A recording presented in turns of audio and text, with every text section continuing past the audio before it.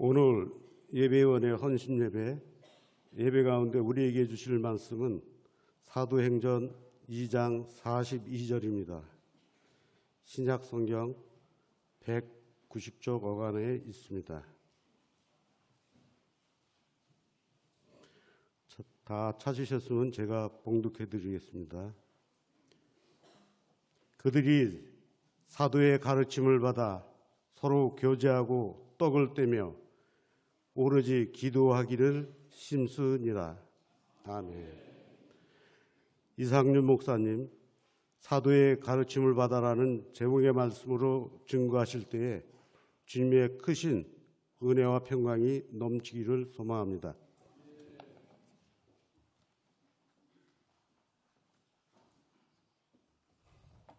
네, 제가 잠시 기도하겠습니다. 살아계신 하나님, 죄인된 우리를 구원하여 주시고 예배할 수 있는 자리로, 예배할 수 있는 존재로 불러주심에 감사를 드립니다. 이 시간 예배위원회 헌신 예배로 주님께 예배드리는데 우리에게 적실한 말씀 허락하여 주시고 우리가 더욱더 주님이 받으시기에 합당한 예배드리기에 힘쓰는 저희 한 명 한 명 다 될 수 있도록 은혜 베풀어 주옵소서. 감사드리며 예수님의 이름으로 기도드립니다. 아멘. 오늘은 예배위원회 헌신 예배를 맞아서 예배에 대해서 함께 생각해 보고자 합니다. 오늘 말씀을 준비하면서 참고한 책을 먼저 소개해 드리겠습니다. 특강 예배모범이라는 책으로 손재익 목사님이 쓰시고 2018년도에 흑곰북스에서 출판된 책입니다.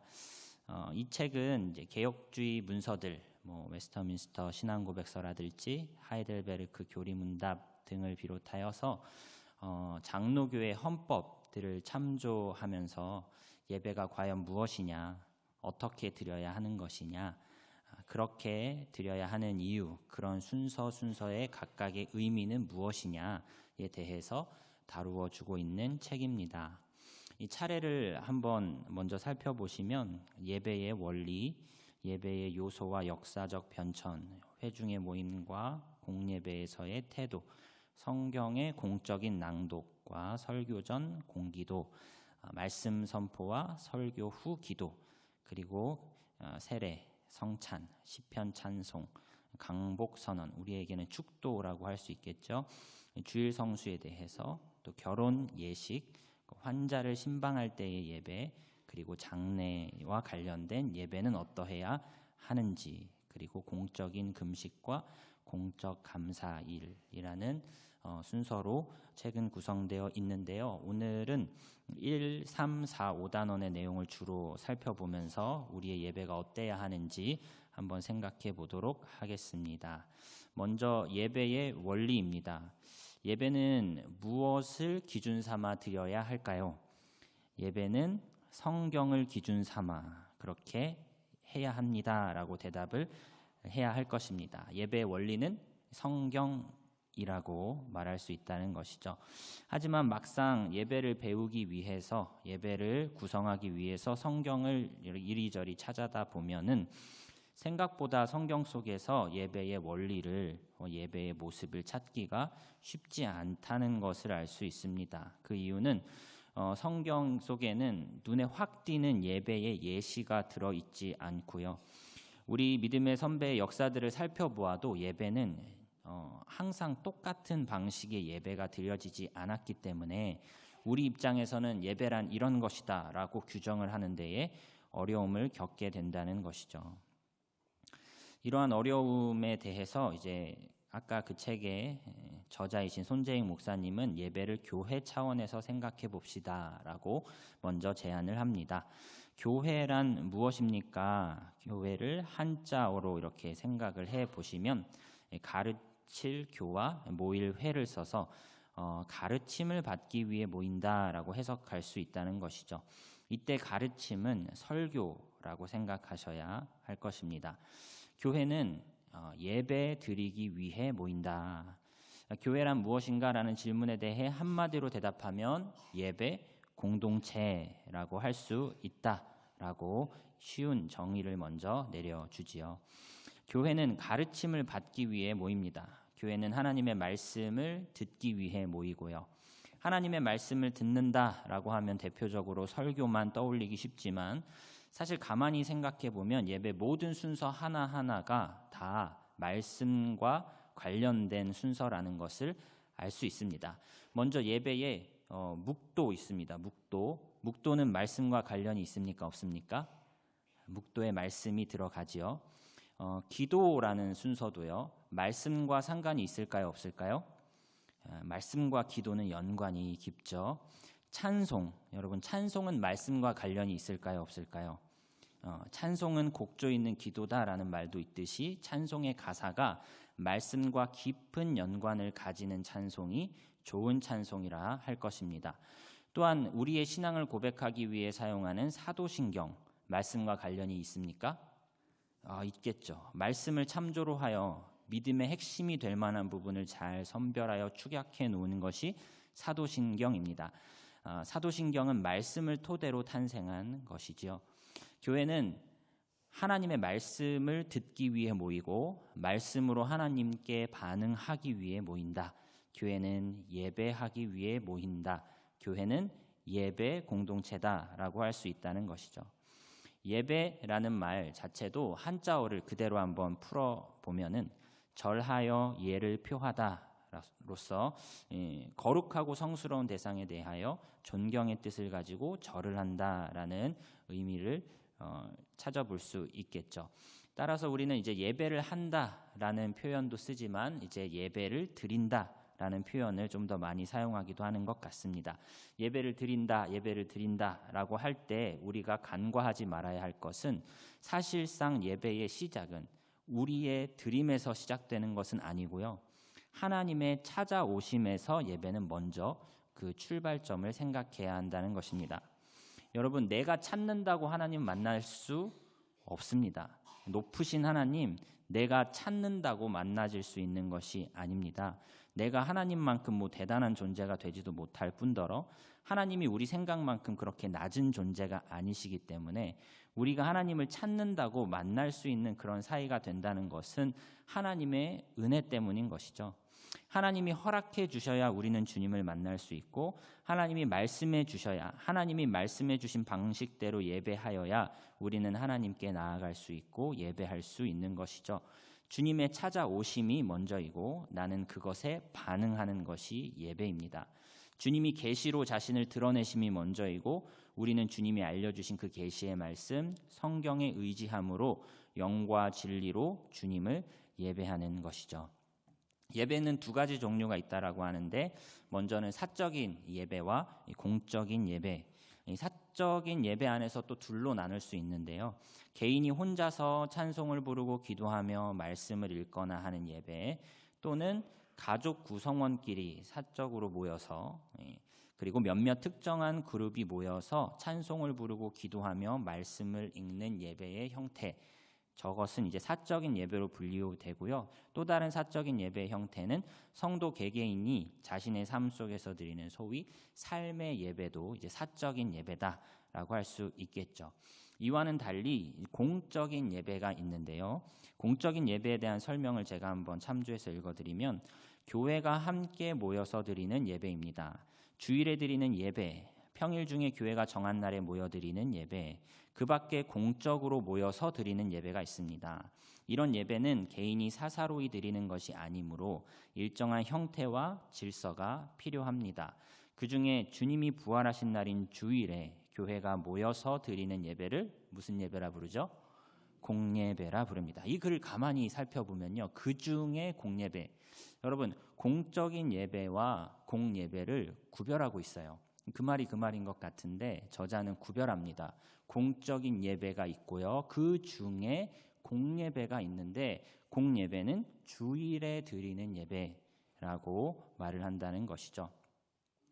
수요일에 드리는 수요 예배, 평일에 드리는 새벽 예배, 그것은 공적인 예배라 할 수 있지만 공예배라고 지칭을 하는 예배는 특별히 저자는 주일 예배만 공예배다라고 말하고 있죠. 이는 다른 어떠한 종류의 예배보다 공예배의 중요성을 부각시키기 위함이라고 할 수 있는데요. 이렇게 생각하는 사람들이 있대요. 이제 책에서 이제 참조한 것인데, 새벽 예배도 예배이고 주일 공예배도 예배인데 주일 공예배 나가지 못해도 나는 새벽 예배 드렸으니 예배 드린 거 아니냐? 유치부 예배도 예배고 주일 성인 예배도 예배인데 유치부 예배 참석했으니까 된 거 아니냐? 내가 혼자 드리는 예배도 예배인데 예배당에 나가서 드리는 예배고 다 똑같은 거 그거 아니냐? 라고 우리는 이렇게 말하면 안 된다는 거죠. 하나님께서는 우리를 예배 공동체로 부르셨고 모든 공동체가 한 장소 한 시각에 드리는 예배가 중요하다라는 것을 강조하고자 주일 예배를 공예배로 특별히 부각시켜 놓은 것이라는 걸 알 수 있습니다. 하나님께서는 우리를 개개인으로 부르신 것이 아닙니다.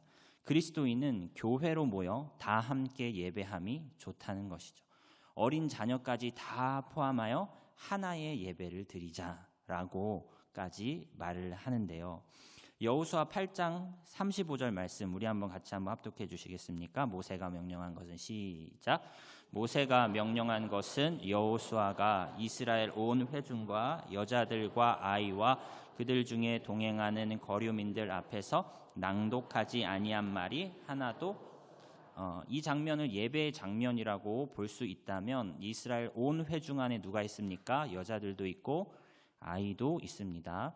느헤미야 12장 말씀에 이날에 무리가 큰 제사를 드리고 심히 즐거워하였으니 이는 하나님이 크게 즐거워하게 하셨음이라. 부녀와 어린 아이도 함께 예배에 참여했던 것으로 그려지고 있습니다. 구약 시대에서부터 성경이 우리에게 가르치는 예배 공동체는요, 어른과 자녀들까지 다 포함한 공동체를 말하고 있죠. 교회란 예배하는 공동체라고 할 때 그 공동체의 범위는 성도와 자녀들까지 다 포함하며 이 전 세대가 하나의 예배를 드려야 하겠습니다라는 말을 하고 싶은 것이죠. 우리는 이제 주일학교 예배가 따로 있습니다. 어린 자녀들이 따로 이게 시간과 장소가 구별되어 예배를 드리죠. 주일학교 예배의 기원을 한번 생각해 보면 아마도 이제 선교사님들이 이제 어른들에게서 소외된 가난한 어린아이들을 대상으로 먼저 음식을 나누어 주고 글도 가르쳐 주고 성경도 가르쳐 주고 복음도 심어주는 일에서부터 주일학교는 시작된 것으로 보입니다. 어른 세대와 아이 세대가 그 시대의 특수한 가난한 환경 때문에 아이들의 예배를 먼저 시작했던 것이 주일학교의 기원이라고 본다면 오늘 같은 세대에서는 이제 전 세대가 함께 예배를 드리는 그림으로 나아가야 하지 않을까 하는 생각을 해보게 된다는 것이죠. 물론 당장 그렇게 바꾸기에는 여러 가지 생각을 해야겠지요. 따로 드리는 예배도 예배이겠죠. 자녀의 신앙 교육을요, 근데 교회에만 맡기는 것과 같은 그런 그림이 되지 않도록 우리 부모가 아이들의 신앙에 관심을 갖고 우리 부모가 아이들의 신앙을 잘 지도하려면 같은 예배를 드리고 같은 공간에서 같은 말씀을 듣는 것에서 출발해 보면 어떨까. 이러한 점에는 분명 유익이 있겠다라는 생각을 해보게 된다는 것이죠. 또한 우리는 예배를 준비하는 것에 대해서 한번 생각해 볼 수 있었으면 좋겠습니다. 이 저자가 대요리 문답 117문을 인용하는데요. 안식일 혹은 주일을 어떻게 거룩하게 하여야 합니까? 우리 같이 한번 읽어주시겠습니까? 안식일 혹은 시작. 안식일 혹은 주일을 거룩하게 한다는 것은 온 종일을 거룩하게 쉼으로 할 것이며 언제나 죄악된 일을 그칠 뿐 아니라 다른 날에 합당한 노동이나 오락까지 그만두어야 하되 부득이한 일과 자비를 베푸는 일에 쓰는 것은 제외하고는 그 시간을 전적으로 공적으로나 사적으로 하나님께 예배하는 일에 드리는 것을 기쁨으로 삼아야 할 것입니다. 그 목적을 위하여 우리는 미리 마음을 준비하며 세상 일을 미리 부지런히 절제 있게 배치하고 적절히 처리하며 주일의 의무에 보다 더 또는 적절하게 행할 수 있어야 합니다. 주일에는 공적인 예배, 사적인 예배에 오롯이 집중할 수 있도록 6일 동안 세상의 일들을 미리 부지런하게 적절하게 잘 처리해 놓으십시오라는 것이죠. 그리하여 하나님을 예배하는 일, 하나님의 말씀으로 가르침을 받는 일, 혹은 이웃을 돕는 일, 기타 부득이한 일도 있겠지만 이러한 데에만 시간을 잘 쓸 수 있도록 주중에 미리미리 준비하라는 것입니다. 주일을 준비하는 것과 관련하여서 우리 교단의 헌법이 조그만 검은 책이 있는데요.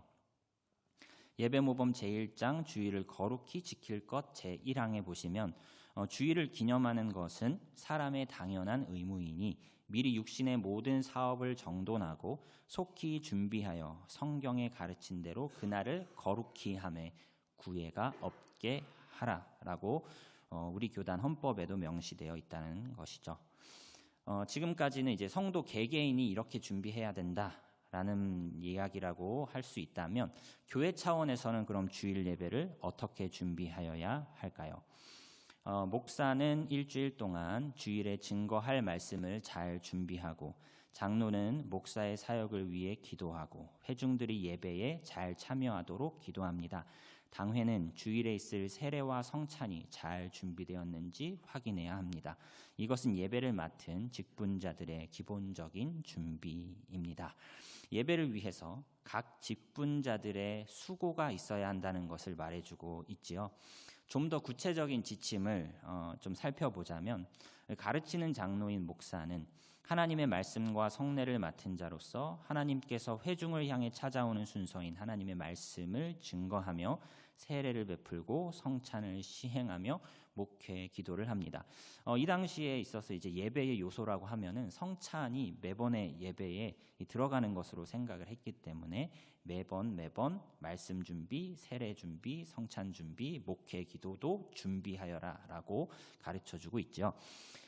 다스리는 장로인 칠위 장로는 예배 중에 하나님의 말씀이 제대로 선포되는지, 회중들이 예배를 바르게 드리는지 감독하는 역할을 합니다. 이를 위해 장로는 회중들이 앉아있는 자리에 함께 곳곳에 앉는 것이 바람직합니다. 또한 장로는 세례와 성찬을 돕는 역할을 합니다. 특히 성찬에 참여함에 있어서 아무나 참여하지 못하도록, 즉 아직 세례를 받지 않아 교회의 회원이 되지 않았거나 교회로부터 공적 징계를 받고 있는 사람들이 성찬에 나오는 것을 막는 일을 칠위를 담당해 주신다는 것이죠. 또한 이제 직분, 이제 세 번째, 재정을 맡은 직분자인 집사는 재정을 맡았대요. 집사는 스데반 이야기에서도 보듯이 구제를 위해 따로 만들어진 직분 아니겠습니까? 재정을 맡은 직분인 집사는 예배 중에 회중이 하나님께로 나아가는 순서 중 하나인 봉헌 시간에 헌금을 수집하는 일을 감당하고 교회의 필요, 말씀 봉사자의 생활비, 교회 내 구제비, 교회 경상비에 부족함이 없도록 무엇을 한대요? 회중을 격려하는 일을 합니다. 집사라는 직분은 이제 구제를 위해 만들어진 직분이니만큼 재정과 관련된 일을 맡게 된다는 것을 알 수 있는데 헌금을 하도록 독려하는 일까지 이 집사님들이 하셔야 한다라고 나와 있기도 하다는 점이 눈에 띕니다. 지금까지 나눈 말씀의 내용을 이제 세 가지로 정리해 보면요. 예배는 말씀의 원리에 입각하여 구성되어야 한다. 예배는 온 공동체가 함께 모여 예배함이 좋다. 그리고 예배를 위해 직분자들은 각자 맡은 바 역할을 잘 이해하고 그 역할에 충실해야 한다. 이렇게 지금까지의 내용을 정리해 볼 수 있을 것 같습니다. 그럼 이제 예배의 요소로 어떤 것이 있는지, 어떤 순서로 구성하여 진행하는 것이 좋은지, 웨스터민스터가 뭐 대요리 문답, 소요리 문답, 신앙 고백서 이런 것만 만들 것이 아니라 웨스터민스터가 이제 예배 모범이라는 것도 만들었거든요. 그래서 손재익 목사님은 그 문서를 참고하여서 예배의 순서가 어떠하였는지 웨스터민스터 예배 모범이라는 문서를 통해 우리에게 알려줍니다. 먼저 예배로의 부름이라는 순서로 시작을 하는데요. 예배는 하나님께서 우리를 부르시는 순서로 시작합니다. 예배란 우리가 먼저 나아가는 것이 아니고 하나님께서 우리를 부르시고 우리는 거기에 반응하는 것이기 때문입니다. 예배는 우리가 하나님을 부르는 것에서 시작하는 것이 아니고요. 하나님이 우리를 먼저 부르셔야 시작이 됩니다. 따라서 이 순서에서 목사는 무엇을 하겠습니까? 하나님께서 백성들을 부르시는 내용이 기록된 성경 구절을 찾아서 읽는 것으로 시작하는 거죠. 네. 예배로의 부름에 관련된 성구를 목사가 읽는 것으로 예배는 시작이 됩니다. 그리고 우리를 부르신다는 내용의 성경 구절을 들은 회중들은 그 말씀에 반응하여서 하나님께 영광의 찬송으로 응답하지요. 이 순서를 영광송이라고 합니다. 세 번째 순서가 이제 신앙 고백 낭독인데요. 여러분 암송이 아니라 낭독이라고 한다는 점도요. 그렇죠? 보고 읽는다는 느낌이 있습니다. 이어지는 순서는 회중이 신앙을 고백하는 시간입니다. 이 시간은 하나님의 부르심에 대한 교회 전체의 응답인데 이 시간을 통해 우리는 예배에 참여한 자들이 동일한 신앙을 가진 우리는 한몸된 공동체구나라는 것을 느끼는 시간이기도 합니다. 옆에 앉은 자와 내가 같은 신앙의 공동체이구나라는 것을 느끼는 시간이 바로 우리에게 있어서는 이제 사도신경을 낭독하는 시간이라는 것이죠. 이렇게 예배의 초청에 대해서 그리고 영광송과 신앙 고백으로 반응을 한 다음에 죄를 고백하는 순서가 이어집니다. 근데 죄를 다섯 번째 순서가 이제 죄의 공적인 고백인데 이 순서에 앞서서 먼저 시행되는 순서가 성도들이 이 시간에 진실되이 회개의 기도를 올릴 수 있도록 목사는 특별히 10계명을 낭독해 준대요. 1, 2, 3, 4, 5, 6, 7, 8, 90의 계명이 무엇인지를 들으면서 회중은 자신의 죄를 발견하게 된다는 것이죠. 회개는 단순히 나의 개인의 생각으로 회개하는 것이 아니고요. 회개는 하나님의 말씀에 비추어서 해야 된다는 것을 우리에게 알려주고 있습니다. 내가 생각하는 죄를 단순히 고백한다기보다는 하나님의 말씀이 요구하는 그 거룩의 수준에 이르지 못하는 나의 참혹한 현실을 비추어 보면서 말씀에 비추어서 회개해야 한다는 것이죠. 그 후에 이제 율법의 말씀에 비추어서 이제 죄를 공동체가 함께 회개하는 시간을 가진 뒤에 이제 사죄의 선언이 담긴 성구를 목사가 낭독해 줍니다. 그리고 나서는 사죄의 선언을 들은 성도들은 우리의 죄를 용서해 주셨다는 사실에 감사하는 마음을 담아 감사의 찬송을 올려드리죠. 이때 사용하는 찬양은 우리의 죄를 위하여 구속의 성취를 이루신 그리스도의 구속 사역을 노래하는 찬양으로 아마 선곡하는 것이 좋을 것입니다. 그리고 이어지는 것이 이제 8번의 이제 성경의 공적인 낭독입니다. 이어서 성경의 공적인 낭독 시간을 갖는데요. 이 시간이 어떤 시간인지 한번 설명을 한번 보시면은 웨스터민스터 예배 모범의 설명입니다. 클릭해 주시면 모임 중에 말씀을 읽는 것은 공예배의 한 부분으로서 우리는 하나님께 의존해 있으며 하나님께 복종함을 인식하게 된다. 주님께서 자기 백성을 세우시기 위하여 거룩하게 하시는 한 방편이요. 누구에 의해서 수행되어야 한대요? 목사와 교사. 여기서의 교사는 신학교 교수를 의미합니다. 목사와 교수에 의해서 성경 낭독이 이어진대요. 조금 더 읽어보면 한 번에 얼마만큼의 본문을 읽을지는 목사의 지혜에 달려있다. 그런데 모든 모임에서 보통 구약과 신약 중에서 각각 한 장을 읽는 것이 좋으며 여러분 이 부분에서 눈치채셨듯이 단순히 설교를 위한 성경 봉독이 아닙니다. 그냥 성경 자체를 읽는 것에 목적을 두는 시간이에요. 구약 한 장, 신약 한 장 이거를 누가 읽으래요? 목사와 교수급이 읽으라는 거죠. 왜요? 목사가 성경을 읽으면서 어느 부분이라도 해석해 줄 필요가 있다고 판단될 때에는 그것을 한 장을 다 읽을 때까지 그대로 두지 말고 중간에라도 낭독을 끊고 해설을 해 주라는 것입니다. 이 순서는 이제 단순히 설교를 위한 성경 봉독 시간이 아닙니다. 신구약을 한 장 한 장씩 읽고요. 목사나 신학교 교수가 낭독을 해주는 시간이죠. 중간에 해석이 필요하다 판단될 시에는 언제든 해설을 해줄 수 있어야 하기 때문에 이 시간은 목회자 또는 신학교 교수가 감당해야 하는 시간이라는 것입니다. 성경 낭독은 이 순서 다음에 있을 설교 순서의 보조적인 순서가 아니라 이 순서 자체를 통하여서 성도들이 성경을 듣는 시간을 갖는 것이죠. 하나님께서 우리에게 직접 말씀해 주시는 듯한 마음으로 성도가 참여하는 시간입니다. 하나님의 말씀이 들려지는구나 라는 것으로 이제 참여하는 시간인 것이죠.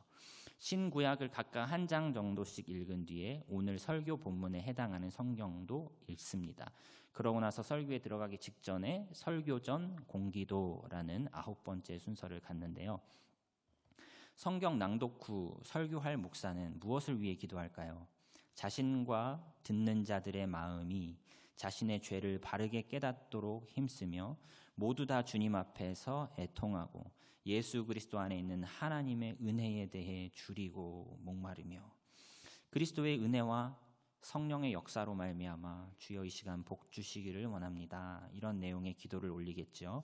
기도가 굉장히 길어요. 기도가 굉장히 긴데 그리스도의 은혜와 성령의 역사로 말미암아 복 주시기를 간구하고 더 나아가 이런 기도도 있더라고요. 이 기도에 설교 전 무슨 기도요? 그냥 기도가 아니라 설교 전 이제 공기도라고 할 때 이 공적인 기도의 범위가 어디까지 포함하냐면요. 다음에 글귀를 한번 보시죠. 더욱 특별하게는 하나님께서 그의 종들에게 주님의 가족에게 생명의 빵을 나누어 주라고 지금 부르심을 받은 종들에게 특별한 방법으로 지혜, 성실, 열심, 언어의 능력을 넣어 주셔서 성령의 증거와 능력 안에서 그에게 맡겨진 모든 이들에게 하나님의 말씀을 바르게 전달할 수 있도록 자신의 입술만을 위해서 기도하지 않고요. 지금 무엇을 위해 기도합니까? 지금 이 시각에 다른 동네에서 다른 교회에서 함께 예배를 드리고 있을 설교자의 입술을 주장하여 달라고 기도합니다.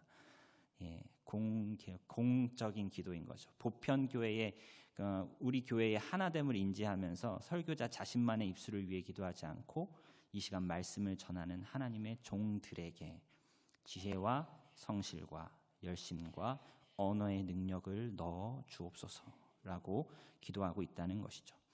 다른 교회의 설교자들을 위한 간구까지 덧붙임으로써 참으로 공적인 기도, 보편교회를 위한 공기도를 올리는 것입니다.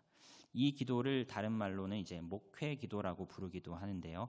목사가 평소 성도들의 형편을 알고 이해하는 가운데 하나님께 드리는 기도여야 한다라고도 설명합니다. 특별히 이 기도가 이제 성경적인 기도가 될 수 있도록 이 목회 기도, 설교 전 공기도, 이 목회 기도를 목사는 준비해야 한대요. 어떻게 준비하라라고 장로교회 헌법이 명시하고 있는가? 예배모범 제5장 공식기도 제4항에 목사가 예배석에 나오기 전에 반드시 그 강도, 그렇죠? 이제 설교를 준비하는 것과 같이 또한 기도할 것도 준비하는 것이 옳다. 목사는 반드시 성경을 숙독하고 기도에 대한 서책을 연구하고 묵상하며 하나님으로 더불어 교통함으로 기도하는 능력과 정신을 얻을 것이요.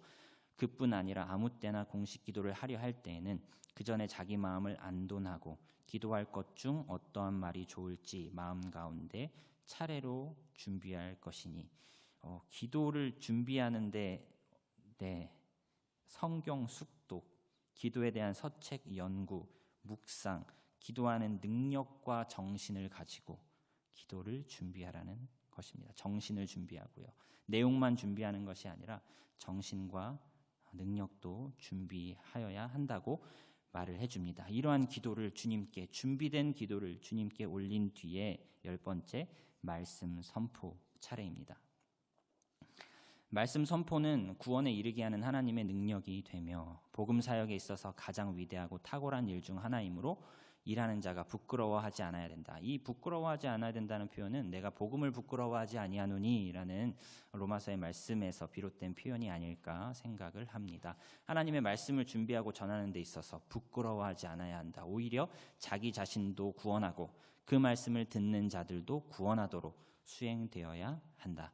이미 전제된 대로 그리스도의 사역자는 엄숙한 예배를 위해 어느 정도 좋은 은사가 있어야 한다. 즉 원어를 사용할 수 있는 기술, 문학과 과학과 같은 사람이 만든 학문을 신성한 것에 사용할 수 있는 기술을 가져야 하고요. 신학의 전체 체계에 대한 지식, 무엇보다도 성경 전체에 있어서 감각에서 마음으로의 적용이 일반 신자들보다 높은 수준이 바탕이 되는 자가 설교자로 서야 한다. 네, 엄청 기를 죽입니다. 네. 설교자는 일반적인 교리에 안주하지 말아야 한다. 청중에게 교리가 적용되도록 특별하게 다루어야 한다. 교리를 앵무새처럼 읽지 말고 그 교리의 의미가 무엇인지, 이 교리의 이 한 줄이 당신의 삶에 어떠한 의미가 있는지를 전달할 수 있는 사람이 되어야 된다는 것이죠. 이것도 엄청 어렵습니다. 비록 목사 자신에게 많은 신중함과 열정, 계속 보여주시죠. 비록 목사 자신에게는 많은 신중함과 열정, 묵상을 요구하는 엄청나게 어려운 작업이고, 감사합니다. 엄청나게 어려운 작업이라고 명시해줘서, 본성이 타락한 인간이 매우 싫어할지라도, 여러분 설교자도 인간이에요. 죄악된 본성과 싸웁니다. 본성이 타락한 인간이 설교를 이렇게 준비하고 기도를 이렇게 준비하는 것이 항상 즐겁고 쉬울까요? 네, 즐겁습니다. 네. 설교자는 이 같은 방법으로 계속 준비해야 된다는 것이죠.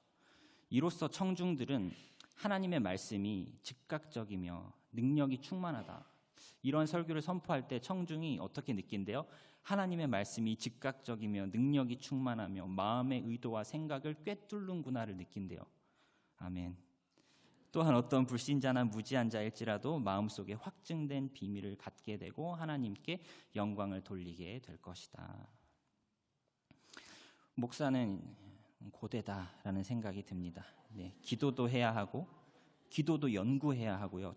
연구뿐만 아니라 정신과 마음을 준비시켜야 되고요. 성경에도 능통하고 신학 전체 체계의 교리에도 능통해야 하고요. 자신의 본성과 싸워야 할 뿐만 아니라 성도들이 가지게 될 반론이나 어려움도 이해하고 간파하며 그 심령을 꿰뚫는 말씀을 전할 수 있어야 한다는 것이죠. 단순히 자신의 어떠함을 갈고 닦는 것만으로는 이에 이를 수가 없고, 하나님을 열성적으로 사랑하는 태도와 성도들 앞에 겸손한 자세, 무엇보다 성령의 도우심을 간절히 간구하는 자세로 임해야 되는 것이 목회의 자리가 아닌가 생각을 해 봅니다. 이렇게 설교를 마친 뒤에 설교 후 기도와, 하나 PPT를 넘겨주시죠. 강복 선언, 이제 축도에 대한 것으로 이제 웨스터민스터 예배 모범이 마무리 되는 것은 일부이고요. 이후에 이제 권징에 대한 내용도 다루어 주시고요. 그리고 이제 성찬에 대한 이야기를 다루어 준 다음에 예배를 폐회하는 것으로 이제 하나의 예배가 이러한 순서로 마무리된다는 것을 책은 설명해 주고 있습니다. 책을 여기까지 이제 살펴보면서 느끼게 되는 점 몇 가지, 두 가지 정도를 나누고 말씀을 마무리하려 하는데요. 첫째, 결과보다 원리에 주목하는 일이 필요하다. 우리가 살펴본 것은요, 예배 지침이 아니었고요, 예배 모범이라는 단어를 씁니다. 정확한 예배 순서나 정확한 기도문이어서 그대로 읽으면 돼라는 문서가 아니고요, 이렇게 하면 좋겠는데, 목사는 이렇게 준비하면 좋겠는데, 장로와 집사는 이렇게 준비하면 좋겠는데 라는 일종의 모범을 가르쳐 준다는 것이죠. 성도들의 상황을 고려한 당회의 판단에 맡기겠다, 목사의 역량에 맡기겠다, 원칙이 아니라 모범으로 주어진다는 것이죠. 여러분, 아무리 좋은 내용의 예배 순서, 아무리 좋은 내용의 기도문이라고 할지라도요, 반복해서 읽으면 어떤 현상이 벌어질까요? 일단 목회자는 예배 준비에 게으르게 임할 것입니다. 아주 완벽한 설교문, 아주 완벽한 예배 순서, 아주 완벽한 목회 기도문, 계속 그것만 이게 최고야 라고 읽기만 하면 목회자는 게을러질 것이고, 형식이 본질을 가리우게 되고 말 것입니다. 목회자는 항상 살아있는 말씀을 만날 수 있도록 본성과 씨름해야 합니다. 평범한 언어로 오묘한 진리가 잘 표현될 수 있도록, 그 진리의 말씀으로 인해 성도의 삶에 위로를 받고 성도가 새 힘을 얻을 수 있도록 그야말로 말씀과 또한 자기의 본성과 씨름해야 하는 것이죠. 성경적으로 잘 정리된 예배 순서 무조건 도입하려 하기보다는 이렇게 도출된 원리가 무엇인지 관심을 갖자는 것입니다.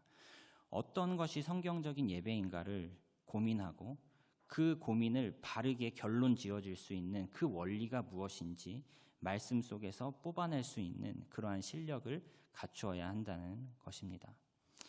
개혁된 교회는 계속 개혁되어야 한다라는 말이 있어요. 뭐라고요? 개혁된 교회는 계속 개혁되어야 합니다. 개혁주의라는 것이 딱 명문화되어서 박혀있는 교리가라기보다는 계속 개혁되어야 할 필요가 있다는 것을 인정하는, 어떻게 보면 신학 사조를 할 수 있는데요. 좋다라고 하는 순간, 이 기도문 좋다, 이 예배 순서 좋다라고 하여 거기에 안주하는 순간 우리의 본성이 사악하기 때문에 형식에 매이고 본질의 명료함은 잊어버리게 되는 것이죠. 우리의 본성은 게을러서 탁 정답지를 갖고 읽기를 원해요. 하지만 우리 신앙의 선배들은 무엇을 제시합니까? 지침이 아니라, 원칙이 아니라 모범을 제시해 줄 뿐이죠. 우리는 스스로의 지혜를 갈고 닦아야 합니다. 우리는 스스로의 지혜를 갈고 닦으며 변하는 시대 속에 변치 않는 진리를 어떻게 하면 드러내면서 살 수 있을지를 계속 고민하며 씨름하는 자리에 서야 한다는 것이죠. 성도 모두가 단순히 앵무새처럼 따라하는 예배를 드리는 것이 아니라 예배가 왜 이렇게 조직이 되었지, 그 원리와 의미를 아는 일이 필요하다는 것입니다.